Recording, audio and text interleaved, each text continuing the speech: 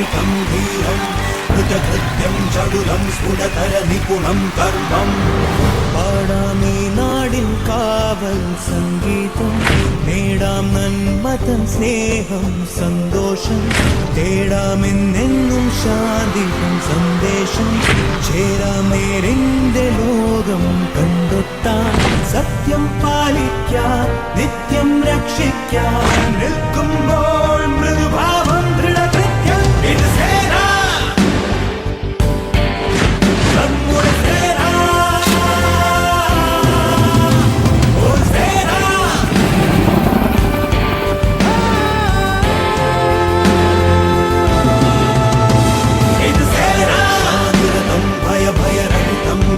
നമ്മുടെ സേന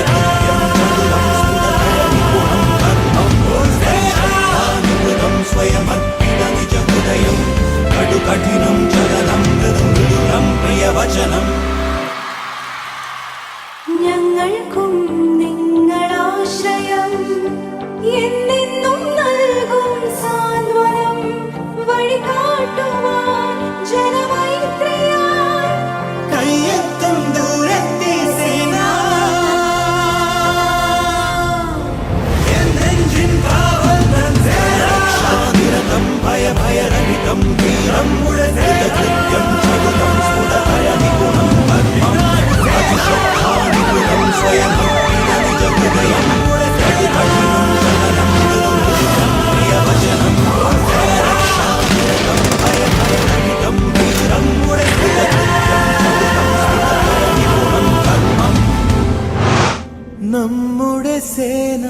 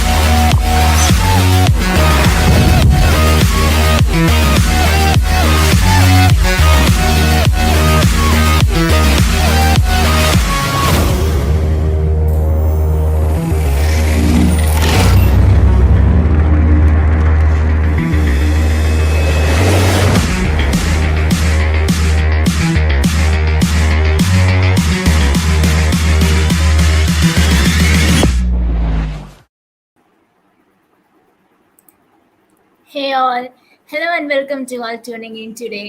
I'm Meera Jaydevan, member of the organizing team here at Hackpy 2021. We are delighted to bring forth the 5th edition of Hackpy. And unlike last year's, Hackpy 2021 is more than just a competition to find the winners. The focus this year is to build a single solution with the help of participants and mentors to tackle down the need of the hour, demystifying the dark web. Before we begin, I would like to take this opportunity to thank our pillars of support. We have Beacon Security as a technology partner, Cloud4C as a cloud partner, Mashup Stack as a knowledge partner, Ecoloop 360 as a sustainability partner, and Federal Bank and ICICI as a banking partners. Our community partners include ICMEC, OWASP, VCS India affiliate, ASRG, ISACA Trivandrum chapter, NARCON, GTEC ATFG, and AWS UG Kochi. We would also like to thank our partners, BSafe and vConsole. Thank you all for the support shown in organizing Hackpy. So today we have our 7th live Tech Talk, and we have with us Mr. Philip Varughese. Mr. Varughese is an industry-recognized analytics veteran, cyber defense leader, and a visionary digital and transformation executive with more than 70 years of experience. He is currently leading the cyber defense, applied intelligence, and analytics capability initiatives at Accenture. He has spoken at several prominent national and international conferences and has been managing large business assignments, diverse teams, and has worked in various global markets and India. So before I hand over to Mr. Varughese, I would like to let the audience know that they can drop in their queries in the comments on the Hackpy's social media channels, and he will be responding to the queries at the end of the session. So with great pleasure, I invite Mr. Philip Varughese to enlighten us on the topic Cyber Defense in a Digital Battlefield, Challenges and Opportunities. So Mr. Varughese, the floor is all yours. Thank you very much, Meera. Thank you for the wonderful introduction and the stage. Thank you, Kela Police, for organizing this great event and having me here to share my knowledge and experience. Good evening to one and all. Thank you so much for taking time out for joining this session to understand how cyber security is important in our personal lives as well. Today, I'm going to share a lot of examples and cases out there how cybersecurity is going to be becoming very, very important even in our personal lives, the work environments we work with, our governments, our nations, and so on. I'm going to share a few slides with a few examples, and we can take a few questions at the end of the session. So please feel free to share your questions and thoughts at the chat window, and Mira could be able to read out the question, and we can try to answer those questions at the end of the session. Mira, I'm going to share my screen. Let me know once you can see, and we can start off.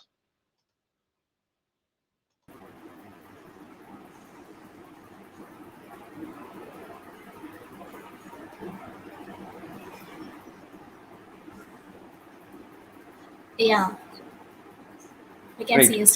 Yeah. Great. Thank you, Mira. So, so as we discussed, right, cyber warfare is one of the most interesting topics today. And we are living in a digital world. There is a continuous digital battle going on. Are we ready as a technology person, as a guardian, as a citizen, as a homemaker, as a parent, as a citizen? Are we ready? And why it is important for us? And that's what we are going to see today, right? Before I start my session, I just have a small disclaimer here. Though you heard about my background and my profile, I am here at my personal capacity, sharing my personal knowledge and experience and the inputs based on my research, what I do in this space. So all the examples, facts, and figures I'm going to show you throughout this session is completely based on the information I compiled from various sources available from the public sources. So there is no sensitive data from any of my current or past organization I used here. It's all available in the public sources. And this entire session is going to be for increasing awareness about cybersecurity and cyber defense. Right? This is about me.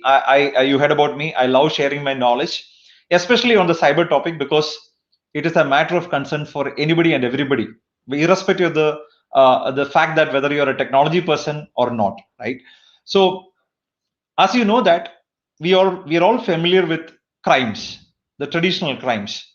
Now there is a new entrant called cybercrime, and we started hearing about a lot of examples about various cyber crimes, and it has a lot of similarity and similarity between the traditional crimes and the cyber crimes, and we are going to see with examples for those similarities. If you look at the past, the traditional crimes, we know what kind of crimes can be there, right? In the traditional crimes, where our police forces, our law enforcement forces are really managing the crimes, right? Murder, theft, a lot of fraud cases, and so on. And we knew what kind of defenses the forces have to really take to really manage these kind of threats and risk. You know that if there is a theft happening, what should be the approach? If there is a robbery happening or if there is a fraud happening, what should be the case and how you should really defend it. But slowly, there are so many new kinds of threats are going to come in, and we don't know how to really put a defense against this. And this is where cyber crimes are getting introduced, right? And today we are living in a world where there are so many hundreds of crimes and threats out there, which we don't even know what kind of threats are out there, and we don't even know how to even defend against it. And it is a problem within the traditional crimes as well as in the cyber crimes. And we are going to see more of examples of cyber crimes, because the future is all going to be either cyber crimes or cyber-led crimes, and that is why it is going to be very, very important.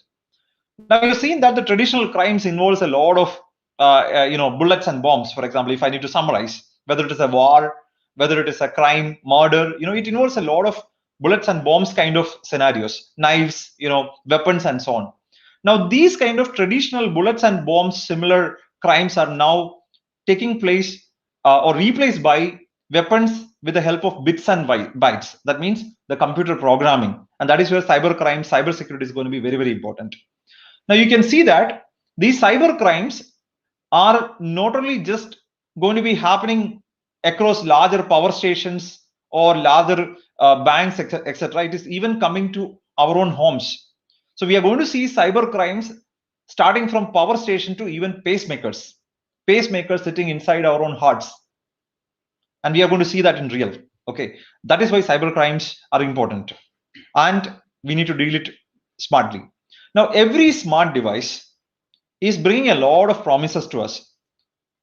On this, in this world today, approximately for every person, there are estimated 6.7. That means nearly 7 smart devices per person. It is available there in the world today.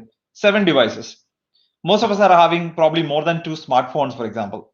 We may have a smart TV in our home. We may have a smart band that we wear to monitor our blood pressure or the number of steps that we take and so on. We may have a smart light in our house. So every smart device is bringing a lot of convenience and a lot of promises to us, but it is also bringing a lot of perils. It is also bringing a lot of challenges. We are going to see that the future crimes and how the smart ecosystems are related and how we need to be careful and then prepared. Now, typically, when we talk about cyber attacks, cyber risk, cyber crime, mostly it is perceived as okay, it is a technology problem, it is a cyber police problem, it is an engineering problem, it is not my problem. Why do I need to care?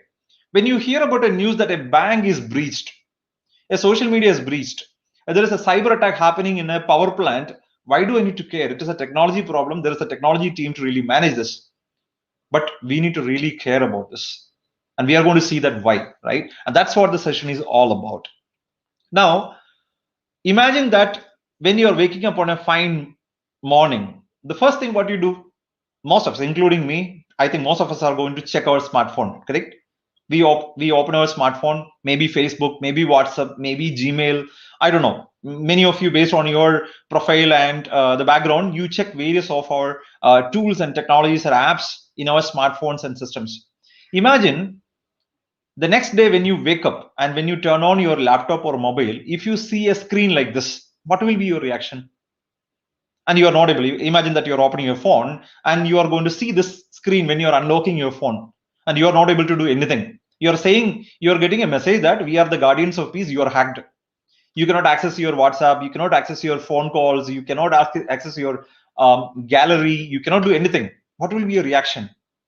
And this is exactly what happened a few years back at Sony Corporation. I know that many of you are familiar with Sony, right? The Sony channel, the Sony media company, Sony Corporation.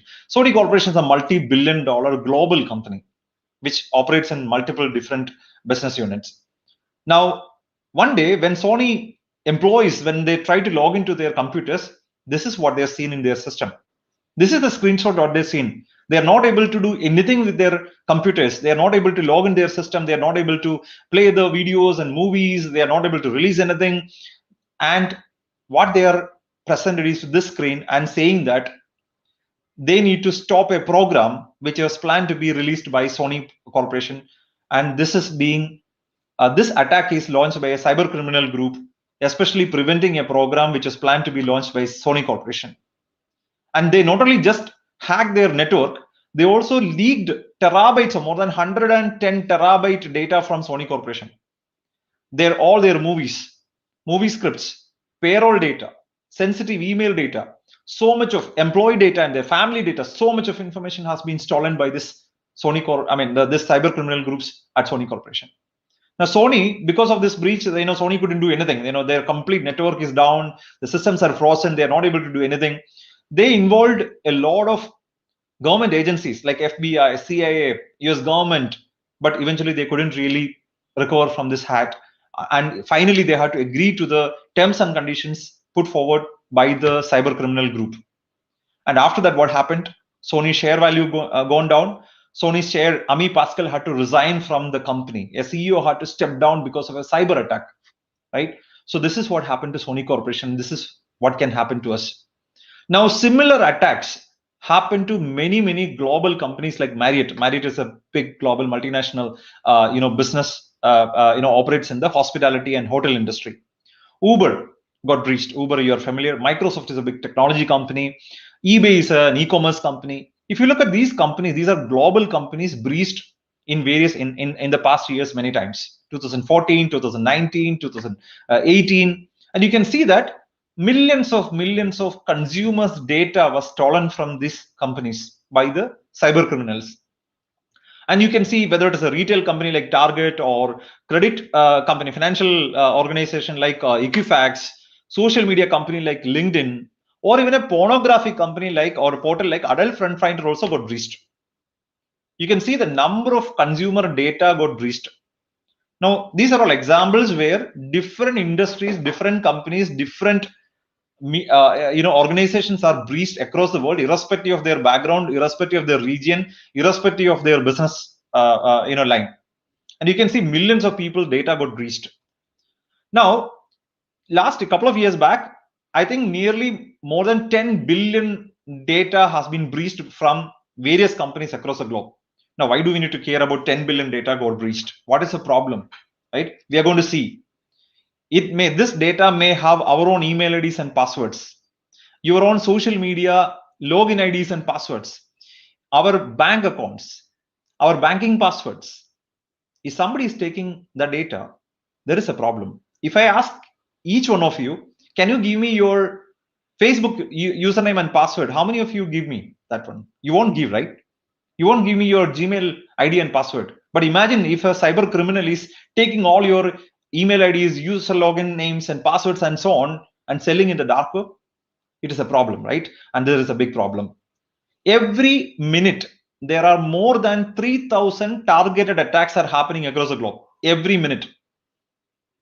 The statistics by the research done by University of Maryland says that every 39 seconds, there are an average of 2,244 targeted attacks are happening. It's a big number. So don't take it light. Cybersecurity is important for each one of us and all of us. It is not about if I am going to be attacked, let me see at that point of time. No, that time has gone. Gone are those days. It's all about when there are 3,000 targeted attacks are happening every minute. It's all about when I am going to be attacked. And there are new ways and means of this kind of attacks. I'm going to show you with examples.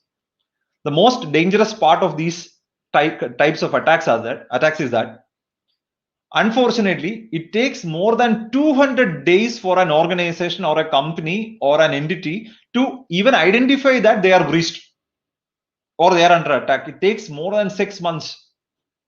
So that is the dangerous part. You don't even know that whether we are under attack or somebody already attacked us and we are already breached. It takes nearly a year to fix that breach. Don't think that it is only for companies. I'm going to show you examples.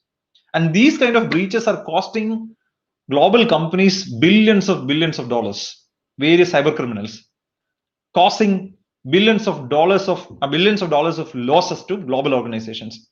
I'm just going to play a very small video just to show you how these cyber crimes are coming to our nation or to the countries, right? I'm going to play a very small video, and after that,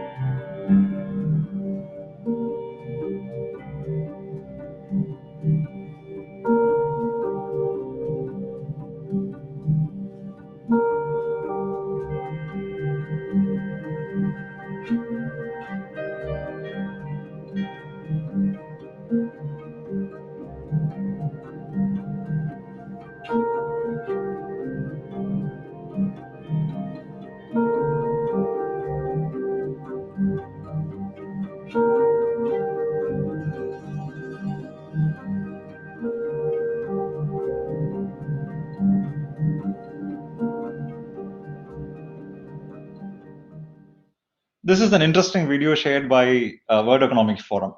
about various cyber crimes happening across the world. I don't know how many of the examples you were able to connect and relate to. 2-3 examples I would like to specifically mention here. You've seen that in Ukraine, in 2018, in US, power grids got attacked. That means electricity department got breached. What happens when an electricity department is getting breached? Your power grid will be shut down. People will not be having power. Imagine that situation happening in a country like Ukraine in the December month, where everything is powered by electricity there. You will be in minus 22 degree, minus 32 degrees centigrades, and you need heaters. Imagine that there is no power. What will happen? People will die. Imagine that when there is no power in a city for more than 22 hours, 24 hours, or 48 hours, how many things will stop? Hospitals will not be able to function. People in the ICU will die. Flights, airports will not be able to operate. Flights will not be able to land. Traffic will not be able to control. Telecommunications towers will come, the network will come down, and you will not be able to communicate. The entire nation will come to its knees. You will not be able to do anything just because of a cyber attack on a power grid. I'm just talking only about the power grid attack, the electricity network grid. If it is getting attacked, people's lives are at stake. That is a danger, right? There are so many attacks already happened. Similarly, there are a lot of attacks happening to the governments of various countries or even to the nations. Sweden faced a huge, massive data breach some time back, and all its sensitive data got breached. Military data, terrorism data, their citizen data, driving license data, healthcare data, their sensitive national security related data got breached. A country's so much of data is getting leaked and then landing in the hands of cyber criminals. Imagine what kind of damage it can bring. Today, there are various kinds of happening across the nations, across the globe. One of such example is that in the US, in the Florida city, there is a hacker trying to poison the water supply. Imagine that we are consuming our the water provided by our government through the water supply, water department. A hacker, a cyber criminal, is trying to poison the water supply managed and organized by the government in the Florida city. And they don't want to come to attack you with a weapon. They will dilute the poison into the water that you're drinking to attack you, attack a nation. And these kind of cyber criminals can sit and operate this one from many other countries. So it's all about the different types of crimes which are going to come. You know that there are so many cases happening, people trying to give poisons to kill people, and through fruits and through food and things like that. Now a cyber criminal sitting some other country and try to poison the water supply to kill a huge population of a country by hacking a computer. Actually, this cyber criminal tried to hack the water system of the Florida city and try to inject chemical into that. That's what the news says, from the BBC. Imagine if water supply can be attacked, if power grids can be attacked, even planes can be hijacked. An F-16 flight, which is loaded with a nuclear weapon, imagine if that can be attacked or hijacked by a cyber criminal, what can happen? And they can decide where this nuclear bomb has to be put in. And these nuclear bombs can be used as slaughter boats, or these nuclear flights can be controlled by cyber criminals as suicide drones. That is how the world is moving. And many of you are familiar with the drones, right? The drones can be used for so many good things: supply medicine, food, surveillance, and so on, right? The same drones, imagine that you are having a drone. Your own drone can be attacked by a cyber criminal and can be hijacked or can be breached. And your own drone can be used for dropping a bomb into a school or a government office. Whose property is the drone? Yours or mine? Who is controlling, who is owning, and who is making this drone to do bad things? A cyber criminal. And that is possible today. And there are already cases registered that drones are used to really hit pentagons, drop bombs into schools. And the same drones can be used for hijacking, kidnapping, smuggling drugs, smuggling weapons, and so many things. if our own drones can be used against us. That's the world we are living in. So if you are a drone user, keep this as a use case that how to protect your drones. World Economic Forum in 2019, as per the research, brought cyber risk, cyber attacks is considered one of the top 5 risk for the global stability. Top 5 risk. Cyber security is a top 5 risk. That is what the importance. Now in the US, they every year there is the director or national intelligence publishes a big research report, public threat assessment. Till 2007, there was no threat like cyber threat. Till 2007, that means we are talking about 13, 14 years back.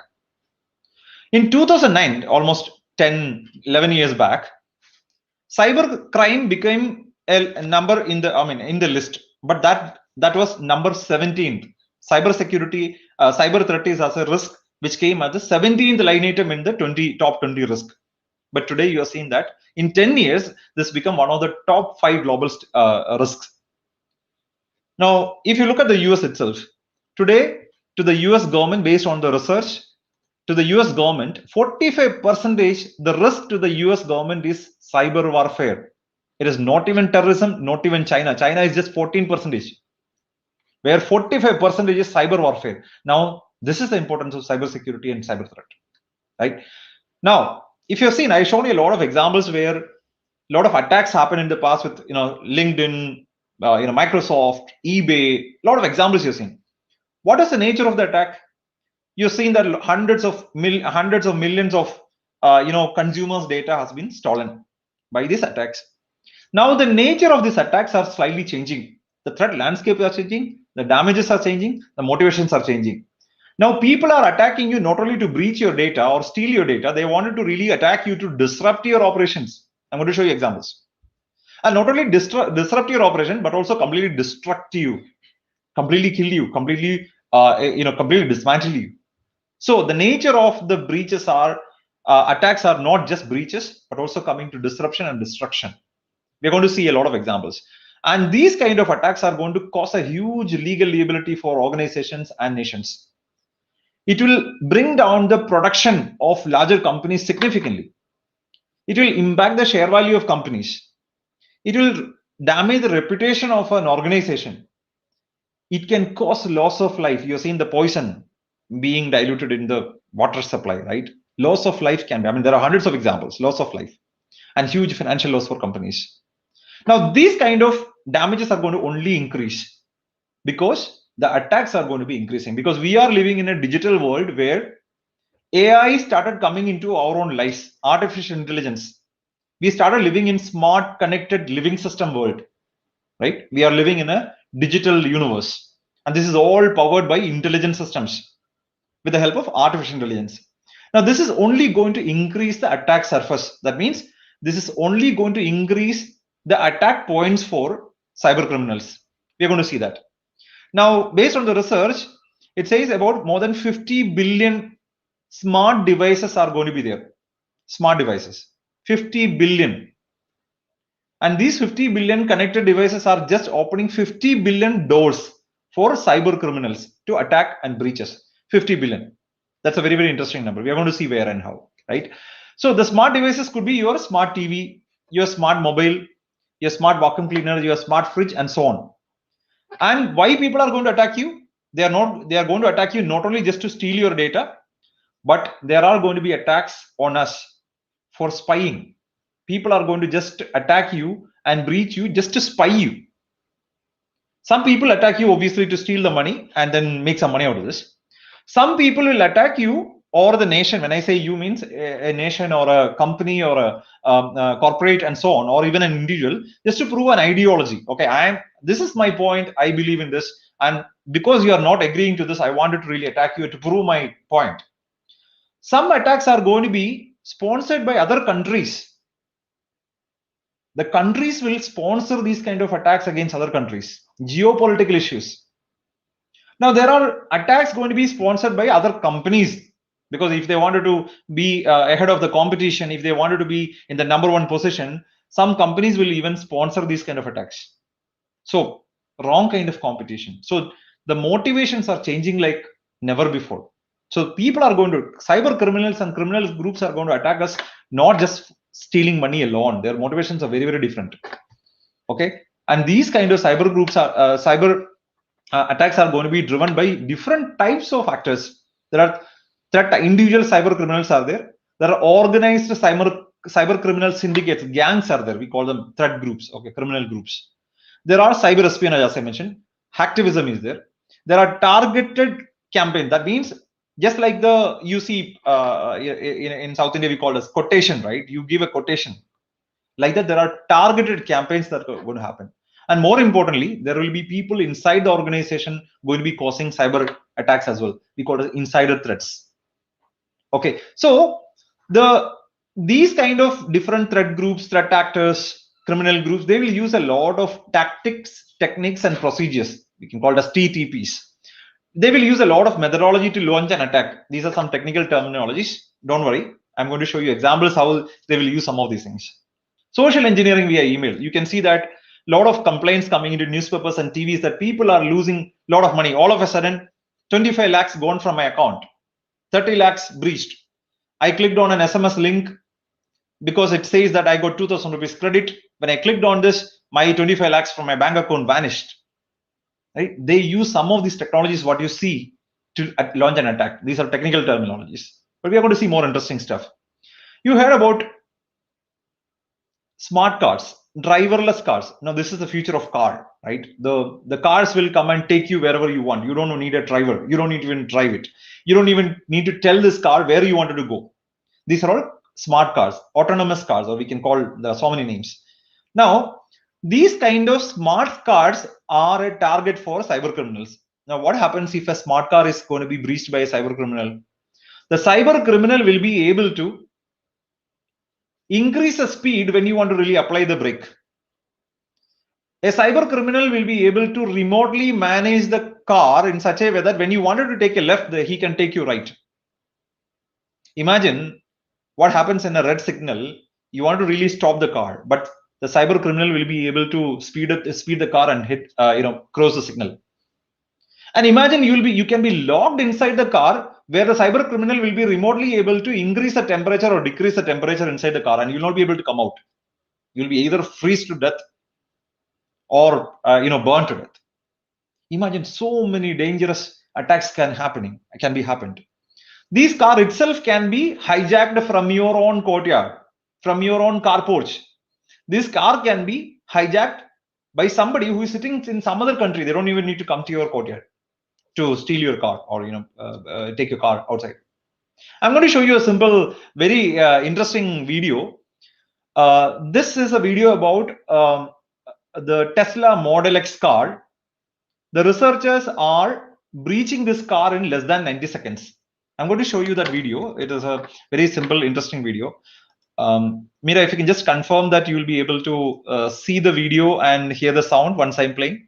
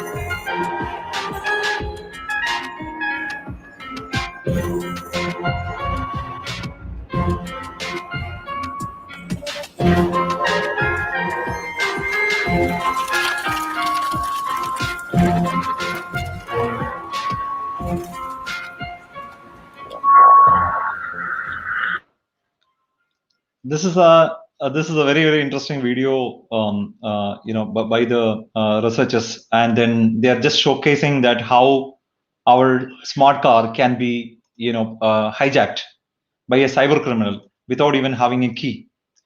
Now, before these kind of cars, smart cars, are getting launched into the market, there are tools and technologies that is available in the dark web to steal or breach these kind of cars. Now you see how well ahead of time these kind of cyber criminals are, right? So it is not only just a car. See, we are seeing that a lot of smart cars, autonomous cars are getting developed, right? So the future is all about smart cars. Now, governments are building smart roads for these kind of smart cars. That means the road itself will become smart. The AI, the artificial intelligence, will come to the road. Now, cyber criminals will be able to control the road and the traffic light. Imagine when there is a railway crossing, and instead of the green signal or instead of the red signal, if a cyber criminal turns the red signal as green signal when a train is about to pass, imagine what can happen, right? There are so many dangerous situations if these kind of smart roads, smart cars, etc., is not being securely built. Now let's come to even our own homes. Forget about this car and smart road, and let's come to our own smart home. We already started living in smart homes. Many of us having a smart mobile or smartphone in our house, smart TV, smart refrigerator, smart coffee making machine, smart light. The moment you are entering into your room, automatically the lights can turn on, a smart light, right? The TVs getting smart. But each of these smart devices can be a weapon that can be used against you by the cyber criminal if they are able to breach each of these devices. And there are already incidents happening across the world where these kind of smart devices are already breached. Whether it is a smart TV, whether it is a CCTV camera, whether it is a Wi-Fi router that we have it in our house, or whether it is a smart fridge, it can be breached. So in the interest of time, I'm not playing this video. This is a video. This is a screenshot. This video is available in YouTube. You can see that. LG is a big global consumer electronics consumer brand, right? So they created a vacuum cleaner. Vacuum cleaner's job, what it has to be done. But this vacuum cleaner is something very interesting. It is special. It is intelligent vacuum cleaner, smart vacuum cleaner. You don't need to do anything. You just need to say that vacuum cleaner ABC, please clean. It automatically will go and clean your floors, clean your houses. Because it is very smart. It has cameras, sensors. It has voice, mic, everything attached to this. Now, Checkpoint is a software security company. They did a research and they were able to identify vulnerabilities. That means gaps or weaknesses in this LG home hack, which is the smart vacuum cleaner. They're able to exploit this vulnerability, and they were able to show that this vacuum cleaner can be remotely attacked by a cyber criminal and will be able to record everything happens in your house. It can video record everything happens in your bedroom. It can record all your conversations and send to somebody else. Imagine that if you're keeping this vacuum cleaner in your bedroom, what can happen? Right? So cyber crimes are coming into our own houses, our own homes, into our own bedrooms. This is a typical example how cyber crimes can happen inside our bedrooms. Okay, so this is a very interesting story. Again, it is based on Kerala. It is, I think, it is a big feather to Kerala police that one day one lady went to our police station and given a complaint that her pictures and photographs are all in the naked pictures and photographs are in the Facebook, Twitter, or I don't know, LinkedIn and so Instagram and so on. People thought that it is some neighbors coming and taking some photographs when she was changing the dress and so on. But when the police did an investigation, they found out that her pictures, her naked pictures, were taken by the smart TV which was mounted on her bedroom wall. I understand from the news that her husband given a gift to this lady, the smart TV, which was kept on her bedroom. Even when the TV was turned off, a cyber criminal was able to turn on the camera without even turning on the TV. And whenever she was changing the dress, this guy was able to take the photograph of this lady and then leaked into the media. This is happening in the bedrooms. This is happening today, right? Cyber crimes, the future cyber crimes would be of this nature. Our own smart TVs can be used against us. Ring is a big brand. It's a big global company in the US. It is a CCTV camera. Now many of the houses are having CCTV cameras. One lady fixed the Ring CCTV camera in her house just to ensure that her small kids are safe at home, and she went to do some grocery purchase. When she came back, she saw that her two small kids are screaming like they were crying like loud like anything, screaming like loud like anything. What she found that there is a cyber criminal breached the CCTV camera, and through the CCTV camera, this bad guy was able to instruct very bad things to these small kids. Do that, do this. If you don't do this, I will do this. He was trying to scare the small kids and asking to do very bad things. Imagine a cyber criminal is coming inside your bedroom without even entering into your house through a CCTV camera, not through the main entrance door, right? This is happening in real. And there are so many such examples where these kind of attacks are going to come. Imagine, I mean, all of you are familiar with the pacemakers, right? So 20 years back, 30 years back, people have done open heart surgery to fix issues in the heart. Now, after that, people do attach pacemakers. Now, every time if there is an issue in the pacemaker, again, a surgery has to be done to replace the pacemaker or fix the pacemaker issue. Now, Abbott is a big, healthcare company. They make pacemakers. Researchers identified vulnerabilities in these pacemakers. These pacemakers are very smart. Now, instead of operating multiple times these pacemakers, it is connected with the internet. It can be remotely fixed if there is any issue. But this connected intelligent pacemaker had security flaws or security issues or vulnerabilities that can be exploited by the cyber criminals. Now, what the FDA identified that there are 465,000 pacemakers have this problem. Now, imagine this 465,000 pacemakers are already inside the heart of some 465,000 people. Now, if a cyber criminal is able to get hold of this vulnerability, that cyber criminal will be able to kill 465,000 people with the click of a button in 2 seconds. That guy can sit somewhere, any part of the globe, remotely, and kill 465,000 people with the click of a button. Cyber crimes are coming inside our bodies, not only inside our bedrooms. So that is why it is going to be important. Okay. Now, how these guys are going to attack? There are various models. Okay. So we need to be very careful because of these kind of methodologies, techniques, tactics, and procedures these guys will be using to launch attack against us. One of the common methodologies is called phishing. They will send an email to you or an SMS to you claiming that they are your genuine friend or a good company and so on, making us believe that it is coming from an authenticated source, a trusted friend. What will happen when we receive an email from a trusted friend? We, out of curiosity, we go out and click the link or open the attachment. This may be a virus. Across the globe, there are more than 1 trillion emails are being sent up and down every year. 1 trillion email. If you look at the global workforce, the people in the working category, 3.4 or 3.5 billion people receives approximately 287 mails per employee per year. That means at least an email per day, which is a phishing email, which is a fraudulent email. Every person will get at least 1 email per day. Imagine if any person clicking on that one particular malicious email or that fraudulent email link or attachment, the entire organizations can come down. All it takes one simple click. Your money can be straight away washed out to your bank account. Your entire organization can be completely shut down. Sony Corporation, that's exactly what happened. Very, very interestingly, more than 4% of the employees across any organization automatically, unknowingly or unknowingly clicks these emails or links or attachments. They'll open this and their organization will be under attack. And there are so many examples. And there are different types of examples. So you have to be very, very careful before you open any emails, any links, any attachment.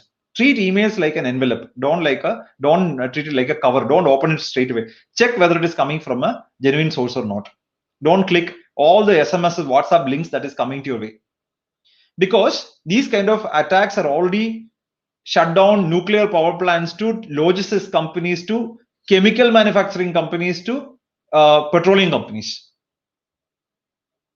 completely shut down these kind of companies, big global operations. And we all know that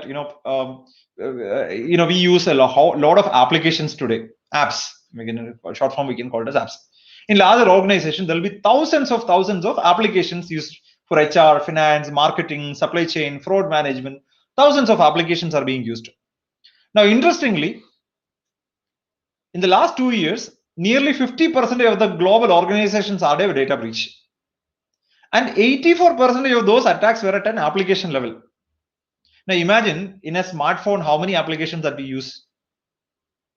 Every application, there will be thousands of coding has to be done. Now for every 2,500 line of code, there is a vulnerability. In our smartphone that we hold in our hand is having at least 120 million lines of code. That means there could be 5,000 vulnerabilities minimum. It may be in your smartphone. A cyber criminal needs only one vulnerability to exploit. So we need to be very careful. Our smartphones are having proper, genuine, relevant applications are installed, which has to be continuously updated as well. Don't give permissions as just click and accept everything as they ask you. Only give permissions what is really required and necessary. Don't install any application that is not genuine. Okay, so application security is very important. Another type of threat I was talking about, insider threats. Edward Snowden, I don't know, many of you know about this guy. So this guy worked in Central Intelligence Agency, Defense Intelligence Agency, a national security agency. This guy leaked terabytes of data from the US government and leaked it to the public. Your own employee can be turned against you. Now, these kind of employees or people can take the form of this, real person in a fraud way. We can call it as identity fraud. Imagine that somebody creating your Facebook account with your photograph, with your name, but that is not created by you, but by somebody else. Identity fraud. Now, these kind of identity frauds are very common. Now, this identity fraud itself is taking to the next level called deepfake. There are artificial intelligence-based solutions that is available today, which will create identity frauds, cyber crimes. Now, Tobechi Onwara is a big one time he was the most wanted American guy who was doing a lot of financial frauds using identity theft. What he did is he was working in a bank where he was taking the username, passwords, account numbers of other people, and he created his own accounts, identity fraud, and then looted millions of dollars. I think $80 to $100 million he looted. Finally, he got arrested. That is a traditional identity fraud. Your IDs are used by somebody else to make a crime. But the size and the shape is taking to a different level. Now people can come and pose you as a plumbing expert or electrician or a candidate. Come to your organization and say that I have an appointment here today. I would like to attend an interview. I lost my resume. Here is my copy of my resume in this pen drive. Can you take a printout for me? The innocent receptionist will take a happily printout for this candidate and give the printout. What happens in the background? There will be a malicious software or a malware or a virus inside that pen drive. It can be injected into her computer, which will go inside her organization. This guy may not be actually a candidate. He is taking the form of a candidate, but he's a cyber criminal. He's acting like a candidate. Anyway, this is a representative image, right? So those kind of crimes going to happen. Imagine, I just want to take a small poll here. Okay, now you are seeing two pictures here. Both the pictures are very interesting. Now, can you tell me which of the picture is created by an artificial intelligence solution? That means one of the pictures is not the real picture of a human being. Which is that? One is artificial image, while the other one is real image. Which one is the artificial image? Is it the male photograph or the female photograph? I'm assuming that there is a chat window. I'm not able to see the chat, but at least you will be able to answer this question in your mind. Which one is a fake photograph, not the real photograph of a human being, male or female? I'm sure that many of you may have a different answer, male or female and so on. Interestingly, both these pictures are created by artificial intelligence. These are not photographs of real people. There is no people like this, real people in this world. This is artificially created by the computer with the intelligence software, which is called artificial intelligence. Now imagine if computer can create so natural looking people like this. These cyber criminals can use these kind of technologies to create our own photographs and videos, which is fakely created, which is really fake. And they can use it for various purposes. These are all photographs of people who are virtual. There is no real people like this, all created by artificial intelligence. I just wanted to bring this to you to say that we may accept a friend request through LinkedIn or social media like Facebook or Instagram. Those people may not be even existing on this world, maybe even artificially created people, fake people. I just want to play a very interesting video to you, just to show you how these kind of things can be so dangerous to this world. Let me play this video. We're entering an era in which our enemies can make it look like anyone is saying anything at any point in time, even if they would never say those things. So, for instance, they could have me say things like, I don't know, Killmonger was right, or Ben Carson is in the sunken place, or how about this? Simply, President Trump is a total and complete dipshit. Now, you see, I would never say these things, at least not in a public address, but someone else would. Someone like Jordan Peele. This is a dangerous time. Moving forward, we need to be more vigilant with what we trust from the internet. That's a time when we need to rely on trusted news sources. This is exactly the problem. The first video what you saw here about Barack Obama is not the real video of Barack Obama. It is artificially created with the help of artificial intelligence, which is called deep fake. There are already so many cases already happening that this deep fake technology is being used to fraud, make a lot of cyber crimes. So there is already a case registered in India where one person lost 1 lakh rupees in Noida, where somebody created a deep fake nude photograph of this person and then asked him some money. And that person already lost 1 lakh rupees. There are more than 1 lakh fake nude photographs are made using deep fake bots, robots on Telegram. So Telegram photographs, profile pictures can be taken and then that can be used to create deep fake. Imagine 1 lakh nude photographs. And these photographs can be created in probably 30 seconds to 1 minute using technology, and that can be used against you. So these are various types of examples where how the future crimes can be looking like, unlike the traditional crime. And these kind of crimes, not only for our own company, our own organization, our own home or our own country. Anybody we are collaborating with, anybody we are partnering with, it is also important for them. And if they are getting attacked, we are also getting impacted. Imagine that our payroll is going to be processed by somebody, some other company. Instead of attacking us, the cyber criminals can attack the other company who is processing our payroll to breach our data. Customer service is provided by other company. And instead of directly attacking a bigger company, they have to simply attack the customer service provider of that particular company, ABC. Right? There are so many attacks already happen in the world where cyber criminals used third party or vendors or suppliers or contract companies to launch attacks instead of directly attacking the larger companies or organizations. So it is said that NotPetya is a non-ransomware malware released by Russian hackers to attack Ukraine companies through a software company, where through that software, that virus and malware was traveling across the globe. It even went to National Bank of Ukraine, then through a shipping company, Maersk Line, it gone out and even hit America's Los Angeles port. This virus. And it didn't stop there. It just like coronavirus. It came back even to Russia and hit an oil company called Rosneft. This attack caused more than $10 billion damage. This attack impacted chocolate manufacturing company to hospitals, to logistics companies, to shipping companies, to oil and gas companies. Now, this is where intelligence is extremely key for understanding who is attacking us, why they are attacking us, when they are going to attack us. And this is where we need intelligence. Now, we need threat intelligence. And this intelligence has to be used in tactical, operational, and strategic levels. Now, you know that we are all surfing in the internet, like surface web, or the internet, what we typically get into Google or Bing, etc. We go and search. That's called surface web. And that is just 4% of the internet. The 90% of internet is called deep web, where we need a login password to login. That is called deep web. And there is something else, which is called dark web. The dark web is the underworld of cyber, where all the bad things could be happening. So dark web is known for bad things, but there are good things also happening in the dark web. Okay.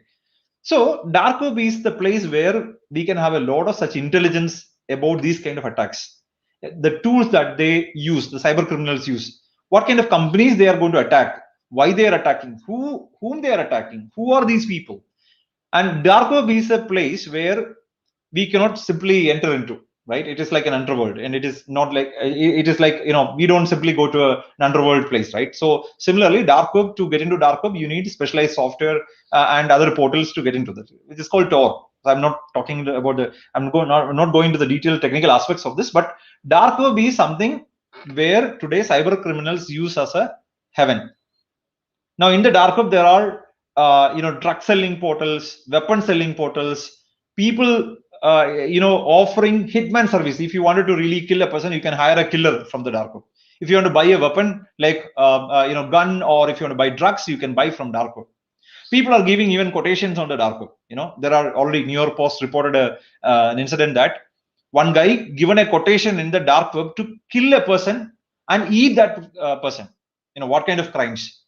Through the cyber. And that's why I was telling, the future crimes will be either cyber crimes or cyber-led crimes. Now, if these kind of crimes are going to happen, how we are going to deal with this? Human trafficking. You know human trafficking, but these kind of human traffickings are today supported. I mean, support in the sense, people are leveraging the dark web capability for even human trafficking. I personally think that even geoengineering, contagious diseases, rain floods, air pollution, many such things, conspiracy theories are even by nation state sponsored attacks are also happening through the dark web. And you will find banned movies, sex tapes, illegal drugs, child pornography, rapes, murders, human trafficking, login credentials, your stolen username, passwords. Many things will be available in the dark web.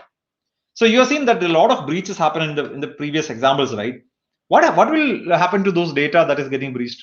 These cyber criminals will leak this data and go and sell in the dark web. Your data is for sale. Your username and password is for sale in the dark web. Okay, this is a screenshot of a menu card of such data. You can buy data, such stolen data. And people today offering this cyber crimes as a service. Now, if you don't want to do a cyber crime, or if you don't want to do a crime, somebody else will do that crime for you. And there is a menu card. You can hire a hacker. You can rent a hacker. And that's how the world is moving. Okay. Now, there are organized criminal groups. These are some of the cyber criminal groups, well-known cyber criminal groups attacking various companies. These are some of the guys you have seen in the previous attacks, who are focusing various specific regions, even sponsored by nation state. That means other countries.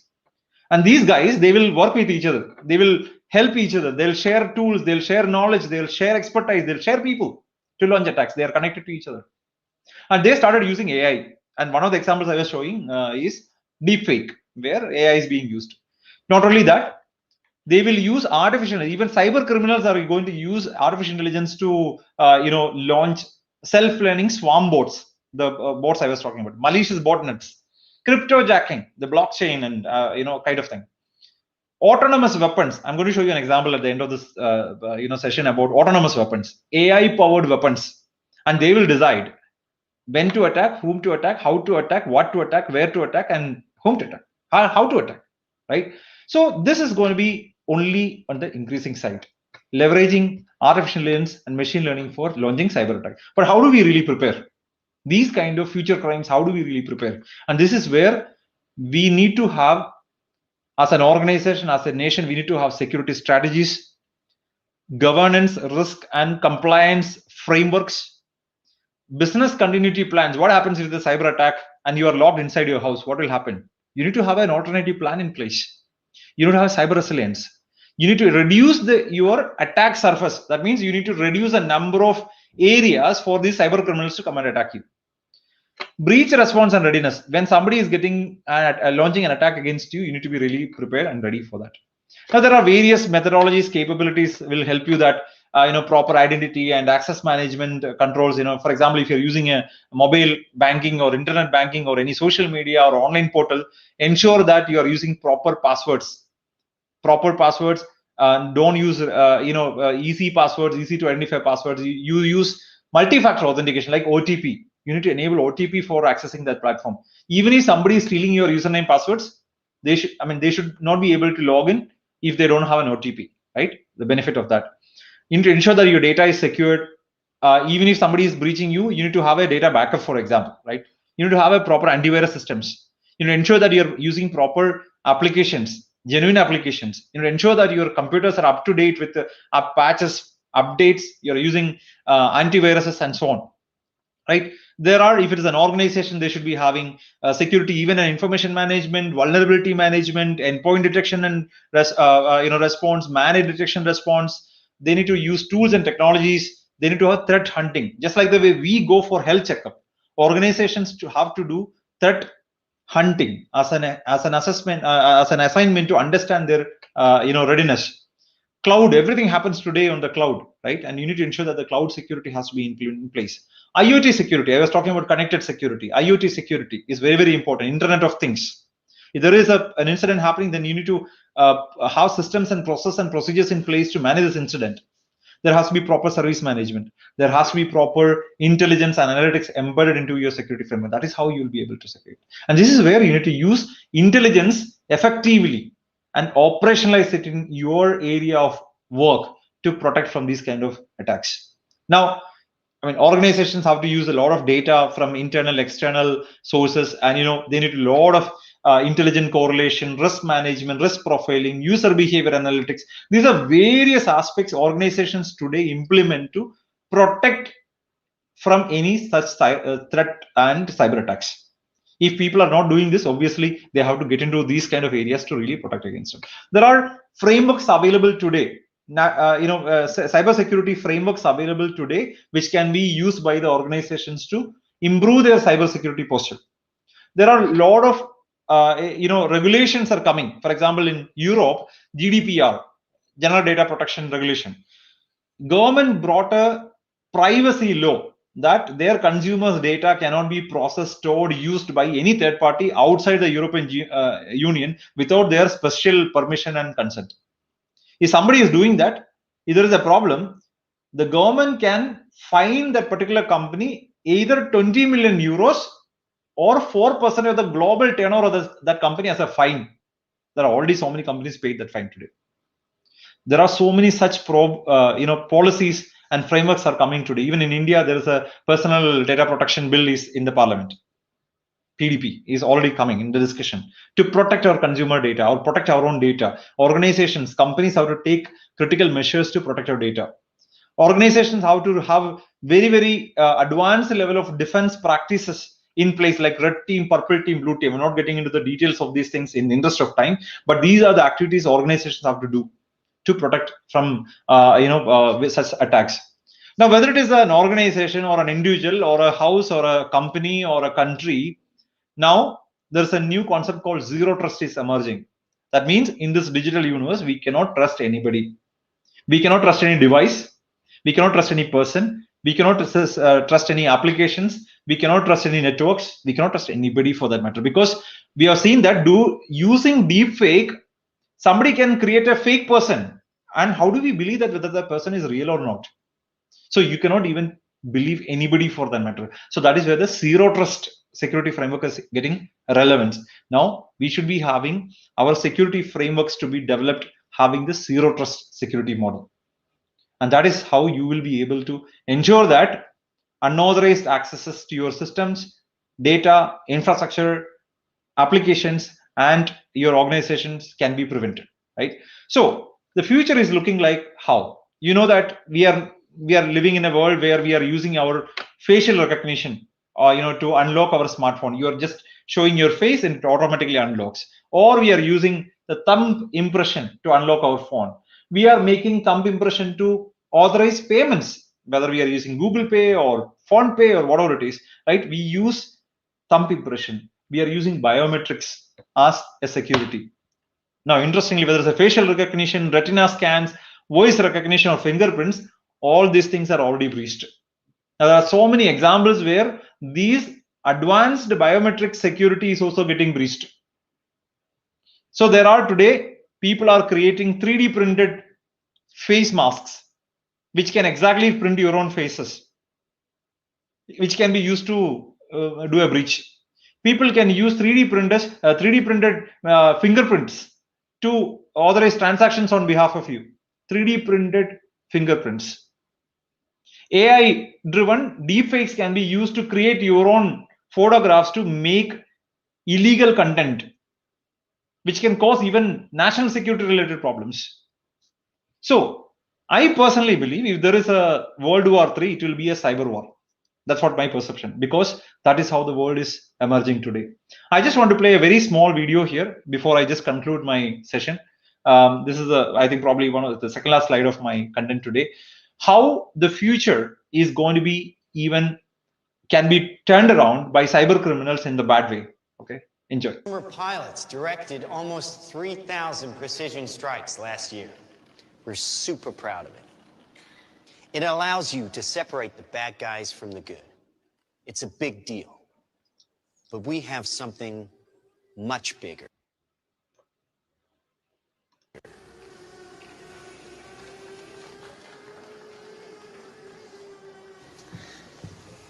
Your kids probably have one of these, right?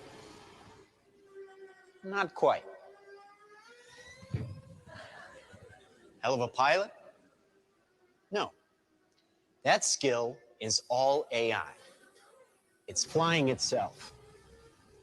Its processor can react 100 times faster than a human. The stochastic motion is an anti-sniper feature.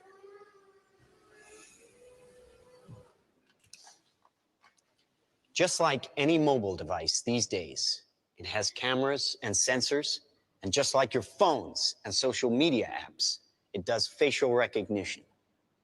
Inside here is 3 grams of shaped explosive. This is how it works.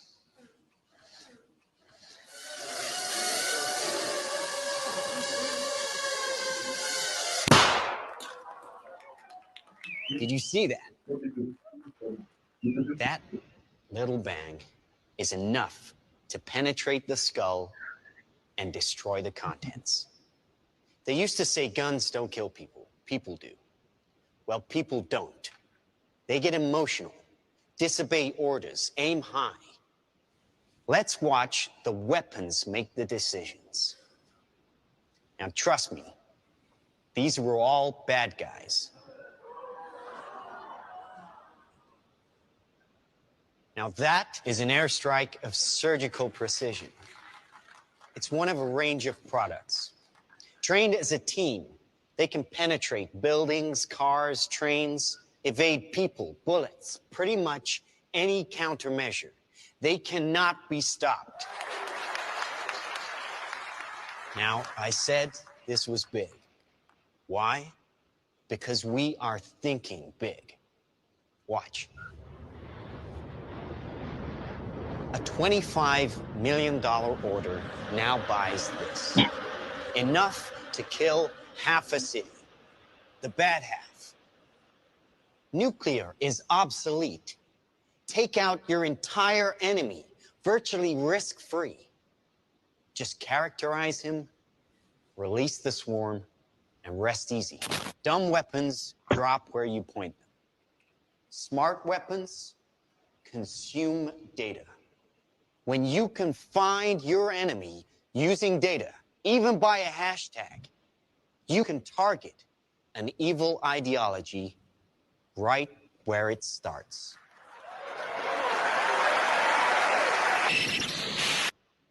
Now, what you're seeing in this example is, how the weapons in the future are going to be powered by artificial intelligence, which is smart, intelligent, and connected. Now, imagine, and this guy was presenting, these drones are enough to kill the half of the city, which is bad half of the people. Now imagine if this weapon can be breached by cyber criminals, these drones can be used against the 50% of the good people. It can be used against politicians, government, any other person, right, by the cyber criminals. That's how it is extremely important that these intelligence systems have to be protected. And there is a huge opportunity out there. There are lakhs of opportunities to in the cybersecurity world to protect organizations, people, and nations from these kind of attacks. And there's a huge opportunity out there. There are hundreds of organizations hiring thousands of people in their cybersecurity team, and all of you can play a crucial role in that one. All you need is the foundational quality is curiosity, and that's what the cyber criminals have as their first quality. And you need to be one step ahead of the cyber criminals to become a good Samaritan in the cyber world, right? So, as we are living in a cyber world, in a digital world, connected, smart, intelligent system world, convenience is a given thing, but we need to find a very fine balance between the convenience and security as well. The bad guys, they have to do it only one time right to attack us, but we need to ensure that all the time that we are protecting ourselves, our systems, our organizations, our people, and our nation.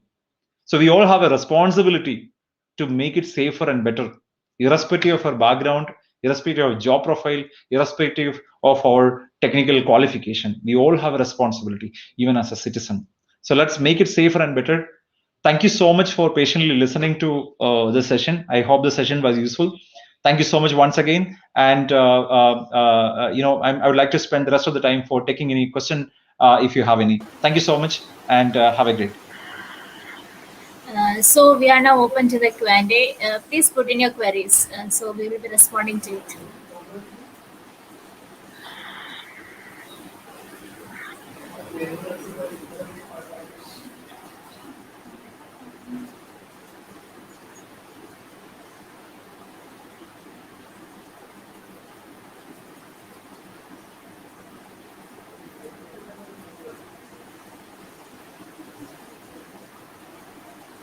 There is a question in the chat window. Yeah. So, what It's all from- precautions? Basically, one need to take while going online, managing social media, etc. Right? I think some of the key things I already mentioned. You need to be extra vigilant and careful to ensure that the link that we use, especially whether it is Facebook, when we click on a Facebook, ensure that it is real Facebook, ensure that it is the real google.com or Gmail, right? That's the first thing to do. Second thing is that actually don't click anything that is not genuine, that is not come from a trusted source. You need to make double sure that it has come from a trusted, genuine source. Don't click any links that is coming to you. Don't open any attachments. Don't respond to any emails requesting your data just like that. Okay, point number one. You always have best password policies. Don't use regular passwords. Username is Robbie Philip, password is password, or 12345. Don't use easy passwords, right? People can easily take your passwords away. And always ensure that you use a two-factor authentication or a multi-factor authentication, which is nothing but in the simplest form, an OTP, online one-time password for any of your online accounts, whether it can be Facebook, it can be Google, it can be your bank accounts, it can be your Instagram, it can be your company account. Ensure that you're using a multi-factor authentication when you're getting into the online systems. Don't trust anybody. That is the fourth thing. And the most important thing, you cannot, zero trust. Even if the mail or friend request or any request, even coming from your bosses or your girlfriend or boyfriend or your family members or your friends for that matter, please ensure that the person is real, right?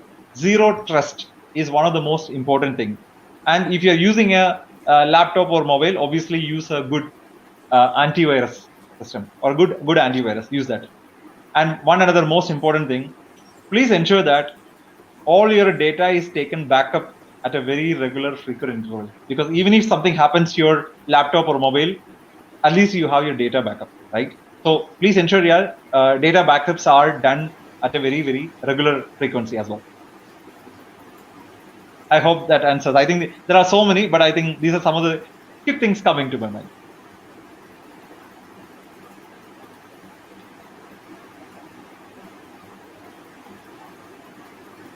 Next is from Abhiram. Is there any possibility to counter deepfake? Definitely, as you know, that AI is an evolving area. I personally come from an analytics and AI background. I've been into this space for nearly 17 years. In my experience, deepfake is something recently coming up. There are systems to be developed to really counter these deepfakes. At least to identify these, deepfake images or videos are not real ones, right? So there are requirements for solutions, and this is an opportunity for all of us to think if we can develop a solution that can do a forensic on these deepfake content to analyze and figure out that this is not the real content. There is an opportunity.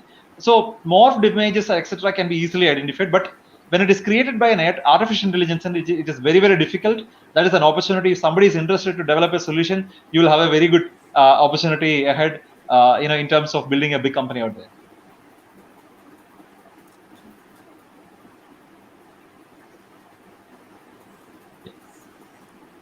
Next is from Dino. What is digital battlefield market?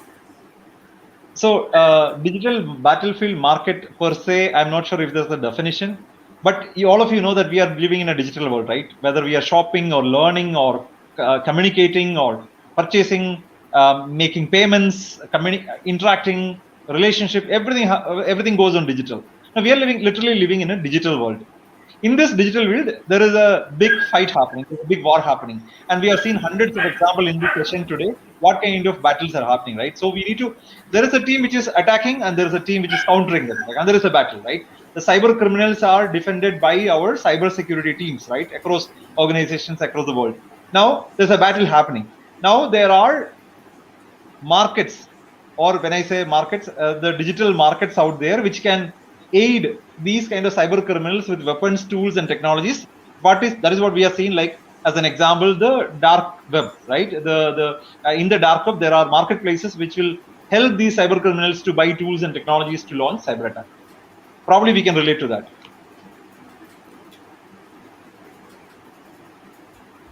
Yeah. Next is from Vipin. Any precautions while giving devices for service or repair? I personally, that's a very, very interesting question. I personally, what I do is actually, if my device is broken, if my device is not functioning properly, I will try myself to do, if I can repair this phone, with some app update or some configurations. If I'm not able to do that, I will destroy this phone. I will not give this phone to anybody for that matter, because this phone has all and any data, whatever happens in my life, whether it is a phone banking or whether it is a transaction, whether it is a payment, whether it's a social media post, whether it is a username, password, it has gone through this phone. There are locks, there are cache files, there are so much of data hidden inside this phone, which is not available in the gallery, which can be easily recovered, traced, and tracked by people with technical skills. Now, I don't want my phone banking password, OTPs, etc., to be given to a person, if they can potentially take this and use against me. I personally destroy this phone, but I don't recommend, to everybody and anybody for, okay, go out and destroy your phone, but use your logic, use your intelligence to see whether still you need to go and give this phone for repair, if you have sensitive data in that phone.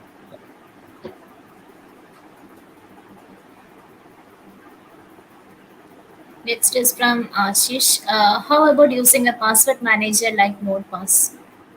Definitely, it is recommended. If you're having hundreds of portals with different passwords, definitely it is recommended to use password managers. Before using password managers, you need to go and understand about that password manager.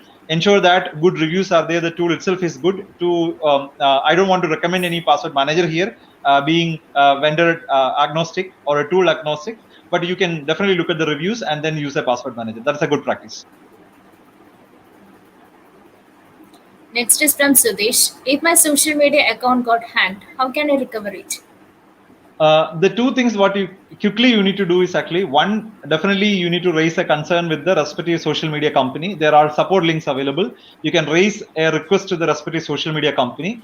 And if your social media is getting breached or hacked, I think it will fall under a cyber crime because somebody stolen your data, right? It's your account, right? And that is a cyber crime. Definitely there are systems in India already available by our governments. Especially, we have a cyber cell police station. There is a cyber cell available. You can go and raise a complaint there that your accounts are breached. You need to help with that breach. Second, you can also register. There is a national level by our central government. There is a cybercrime portal also available. You can raise a complaint there as well.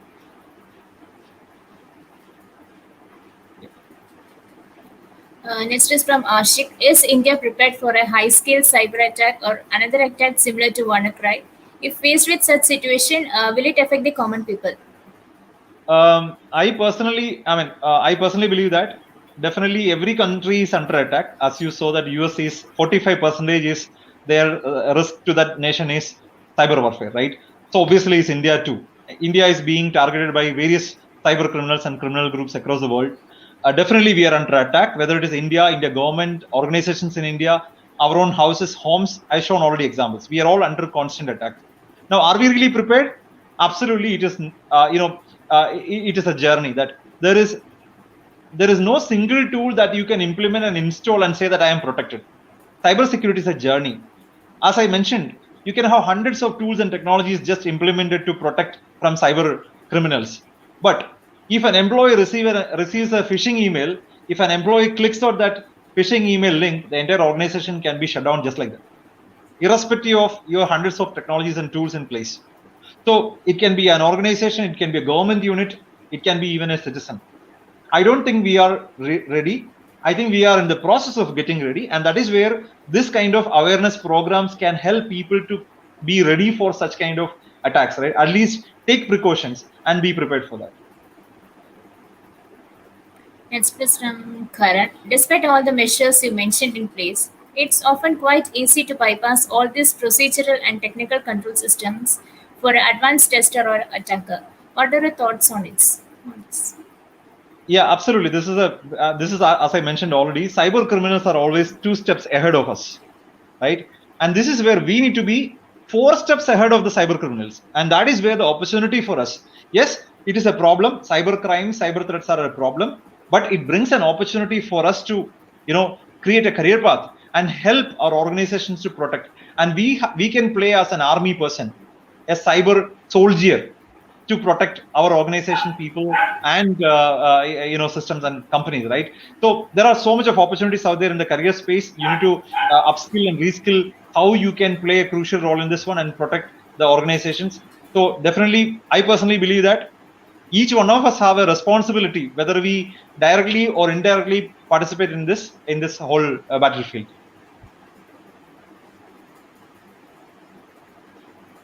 Next is from Deepak. Which software provide more security, antivirus or internet security? See, I personally came across more than 240 security tools and technologies, right? I wanted to be vendor neutral and vendor agnostic here. See, it depends upon what you wanted to protect.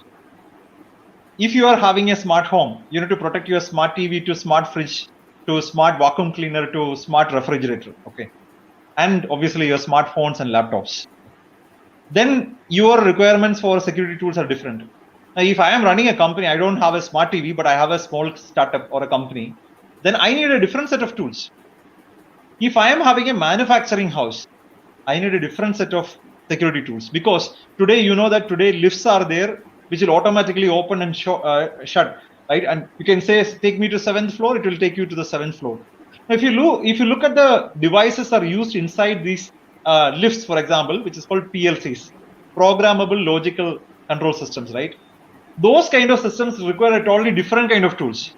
So it all depends upon what you want to protect, and based on that, you need to choose a tool or a technology.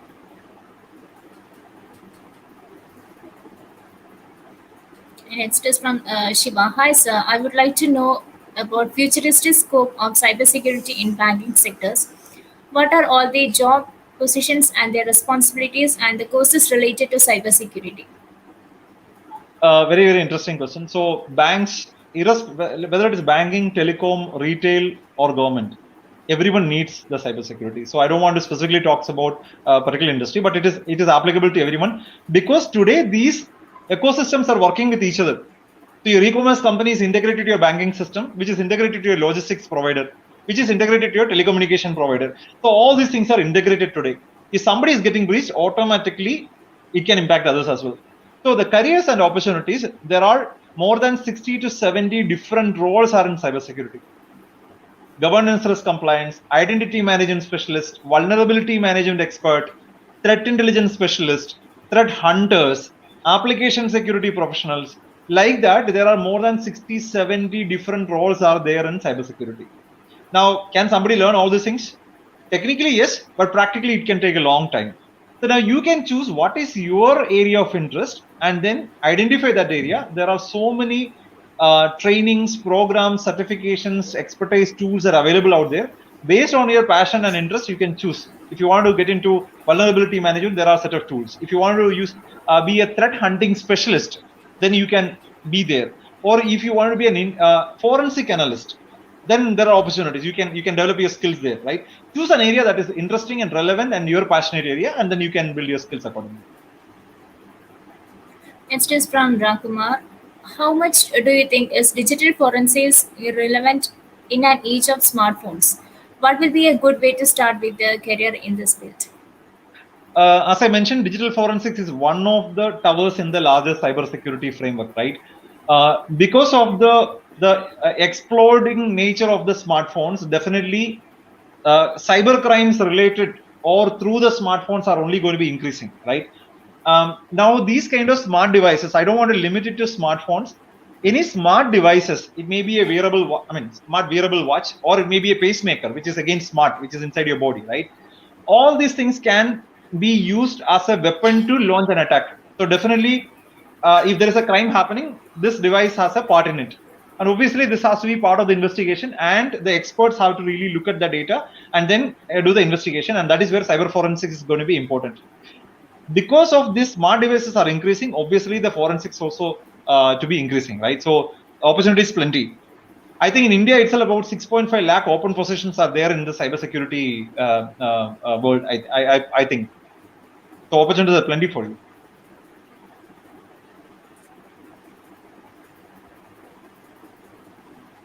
Next is from Sadiq. Do you think we are giving enough priority to the cybersecurity? See, as I mentioned at the beginning of my talk, I don't know how many of you in the call really passionate about cybersecurity or really interested in cybersecurity. But today in the world, it is a general perception that security is still a technology job. It is a technology person's responsibility. It is not my business. It is a technical fixing. It's a tool implementation. I don't need to care about it. But what we are seeing today, security is relevant and applicable for anybody and everybody in this matter. Now, even for governments, right? Now, that is where security is today in most of the organization, especially in corporates and larger organizations. Security is a board level topic, board of directors level topic, a board level agenda. Because if a cyber security incident happens, if there is a breach happens, it will directly impact your share value, it will impact your reputation, it will impact your financial P&L, financial balance sheet and profit and loss sheet. It can directly impact your production downtime. It can directly impact your loss, business, and people's lives can be a loss. So definitely for larger organizations now, cybersecurity is becoming a very, very important priority.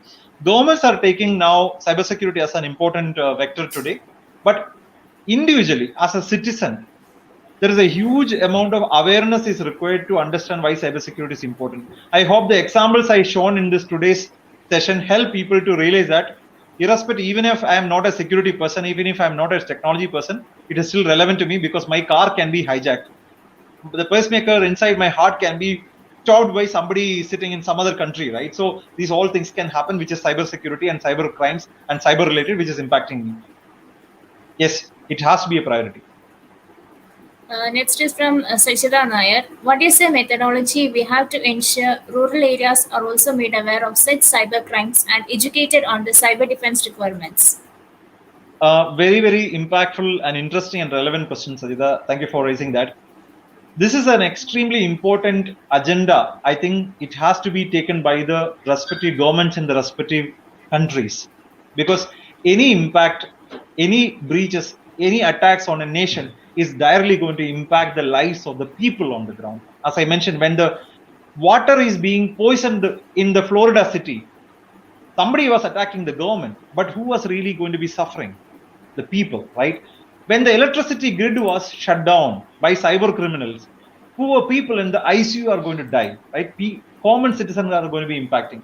Now, governments and corporates have to be really taking it serious. At the same time, as I mentioned, common people are losing a lot of money and data just because of not having the proper awareness.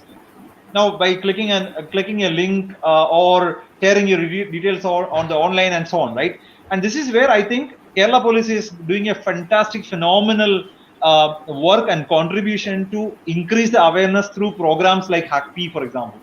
A lot of cybersecurity conferences. I think government itself has to take a very, very important role to play in creating awareness through the educational institutions. I think cybersecurity has to be made as a part of the curriculum in the educational system, as a part of the computer programming in the school. I think cybersecurity has to be brought in as a part of this part of the system, because we need to build responsible citizens who are to be developed, to be prepared, to be ready for this kind of cyber attacks.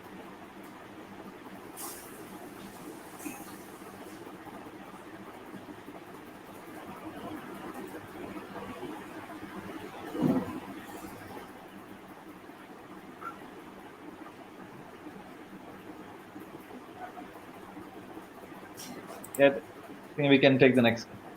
Yeah, and it's just from Sadik. What is your opinion on the cybersecurity maturity of our country?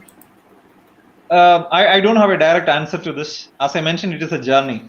If we need to really measure the cybersecurity maturity and journey, we need to do a big risk profile, and then it has to be done methodically, statistically, and analytically, right? And a lot of data is required. Today, one of the challenges, whether the government or a corporate is facing that, what kind of data I need? Do I have the data to do even that analysis?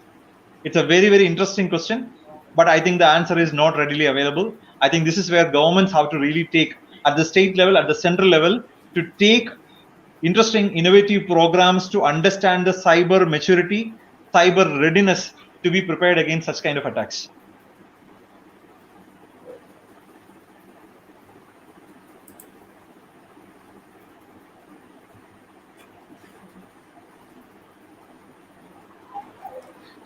So let's wind up. I hope there are no more questions. So thank you very much. That was a very insightful interaction, Mr. Varughese, and we have received tremendous amount of really excellent insight from you this evening. So we are very grateful for your expertise and also your ideas. On behalf of HackP, I extend a sincere thanks to you for being with us. Thanks to all who tuned in, and if you have any additional queries, please reach out to Mr. Varughese. So also the Tech Talks will be continued with more exciting topics. So please tune into our social media handles for more details. See you all again. Stay safe. Thank you.